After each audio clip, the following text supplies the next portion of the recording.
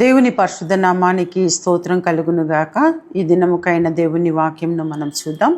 లూకాసు వార్త 2వ అధ్యాయంలో మనం ఈరోజు చూడబోతున్నాం.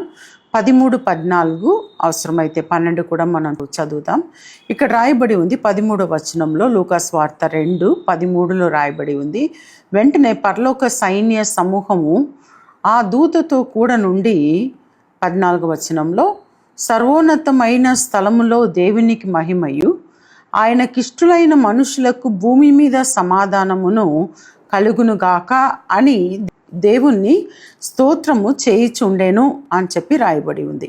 ఈ వాక్యం మనం చదివితే ఈ లూకాసు వార్త 2:12లో మనం చూస్తున్నాము.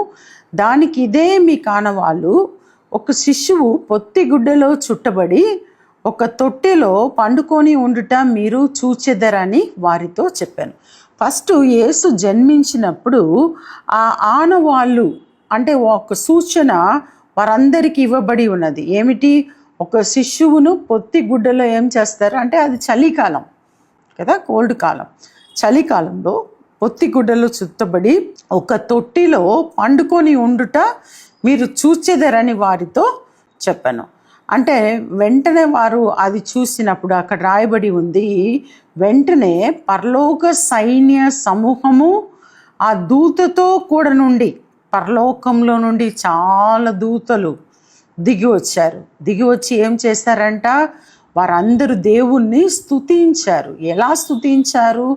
సర్వోన్నతమైన స్థలములో దేవునికి మహిమయు, అంటే సర్వోన్నతమైన స్థలం, అన్ని చోట్ల దేవునికి మహిమయు, ఆయనకిష్టులైన మనుషులకు, ఎవరికి ఇష్టలైన మనుషులకు? దేవునికి ఇష్టలైన మనుషులకు భూమి మీద సమాధానమును, అంటే భూమి మీద యేసు ప్రభు రాకడను బట్టి సమాధానమును కలుగునుగాక అని దేవుణ్ణి స్తోత్రము చేయిచుండెను అని రాయబడి ఉంది. వారు దేవుణ్ణి స్తోత్రము చేశారంట. ఏమని? వారు దేవుణ్ణి మహిమపరుస్తూ, దేవుణ్ణి రాకడను బట్టి, అంటే ఆ రోజు ఆయన శిశువుగా జన్మించాడు, ఆకాశం నుండి దిగి రాలేదు. చనిపోయి మరణం నుండి లేచినప్పుడు అలాగే వెళ్ళాడు తప్ప, కానీ పుట్టినప్పుడు మాత్రం ఒక శిశువుగా కన్యక గర్భములో ఆయన జన్మించాడు అని మనం చూస్తున్నాం. అంటే దానికి సూచనగా అది అక్కడ చెప్పబడి ఉంది. లూకాసు వార్త 2:12లో అక్కడ రాయబడి ఉంది, వెంటనే పరలోక సైన్య సమూహము ఏం చేశారంట? దూతతో కూడా నుండి, ఆ దూతతో కలిసి ఆ పరలోక సైన్యము సమూహములు ఆ దూతతో కూడా కలిసి, ఆ యొక్క కాపర్లతో కలిసి ఏం చేశారంట? వెంటనే పరలోక సైన్య సమూహముతో ఆ దూతతో కూడా నుండి అని చెప్పి రాయబడి ఉంది. ఏమని పాడారంట? సర్వోన్నతమైన స్థలములో దేవునికి మహిమయు. యేసు ప్రభు జన్మమును బట్టి భూమికి మాత్రం కాదండి, ఇక రాయబడి ఉంది సర్వోన్నతమైన స్థలములో దేవునికి మహిమ.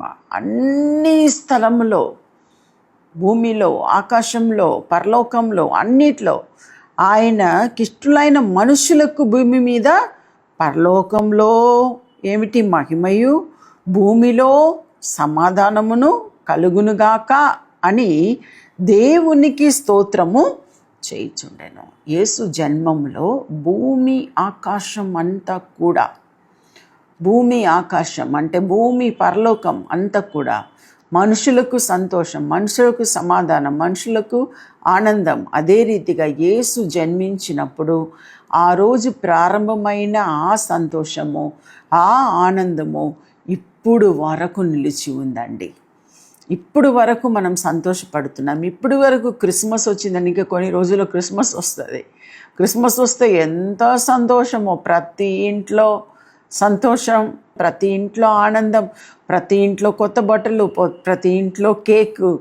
ఈ రీతిగా మనం ఏం చేస్తాం? సంతోషంను మనము వ్యక్తపరుస్తాం. ఆ రీతిగా మనం చూస్తున్నాము. ఈ భూమి అంతా కూడా అక్కడ రాయబడి ఉంది, భూమి మీద సమాధానము కలుగునుగాక అని దేవుణ్ణి స్తోత్రము చేయిచుండెను. భూమి మీద సమాధానము, ఈ భూమి అంతా కూడా మనకు సమాధానం ఇవ్వడానికి యేసు ప్రభు వచ్చాడు. మన ఒక్కరికి మాత్రం కాదు, ఇండియా దేశం మాత్రం కాదు, అరబ్ దేశం మాత్రం కాదు, అన్ని ప్రపంచం అంతా కూడా ఈరోజు క్రిస్టియన్స్ లేని.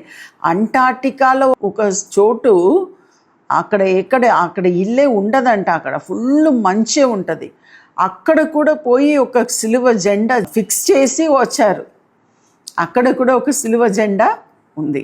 సో ఎంత సంతోషం కదా. ప్రపంచం అంతా కూడా మనము ఈ రోజుల్లో దేవుని యొక్క సిలువ జెండను మనం ప్రతి చోటు చూడడానికి, ప్రతి క్షణము మనము స్తుతించడానికి, ప్రతి చోట్ల కూడా మనం క్రిస్టియన్స్ను చూడడము ఎంతో సంతోషం, ఎంతో సంతోషం. నేను ప్రపంచం అంతా వెళ్ళి ఉన్నాను. ఒకసారి ఇండోనేషియా వెళ్ళాను.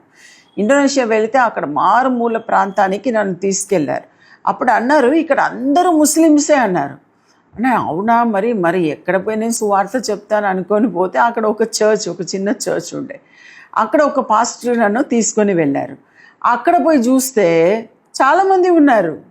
చూడ్డానికి ముస్లిమ్స్ లాగా ఉన్నారు, కానీ చూస్తే అందరూ క్రిస్టియన్స్ పాటలు. వాళ్ళు ఇండోనేషియన్స్లో పాడారు, ఇంగ్లీష్లో పాడారు, ఇంకా వేరే లాంగ్వేజెస్లో పాడారు. నాకు చాలా సంతోషం అనిపించింది. నేను ఇంగ్లీష్లో ప్రీచ్ చేశాను, ఇంకొక అమ్మాయి నాకు ఇండోనేషియన్లో ట్రాన్స్లేట్ చేసింది.